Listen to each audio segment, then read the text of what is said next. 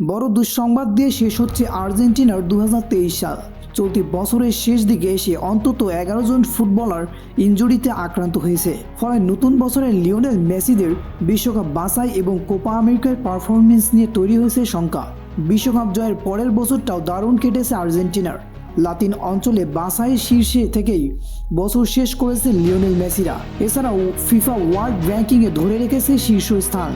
জাতীয় দল এবং ক্লাবে টানা ম্যাচ খেলার দখলে পড়েছেন ফুটবলাররা। আর তাই আর্জেন্টিনার বছর শেষ হচ্ছে বড়সড় একটা দুঃসংবাদ দিয়ে।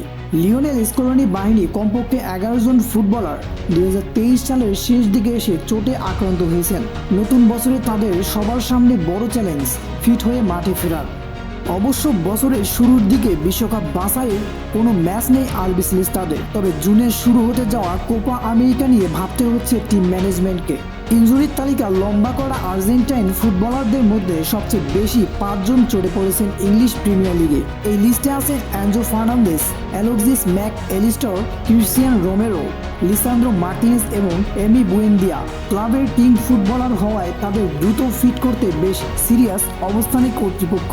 আর্জেন্টাইন ফুটবলারদের মধ্যে সমান 3 জন করে ইনজুরিতে পড়েছেন লা লিগায় এবং ইতালিয়ান সিরিয়া। লিওনেল স্কলোনিকে অবশ্য বেশি গুরুত্ব দিতে হচ্ছে সিরিয়া নিয়ে, কারণ ইনজুরির এই তালিকায় আছে পাওলো দিবালা এবং লাউতারো মার্টিনেজ এর মতো ফুটবলার।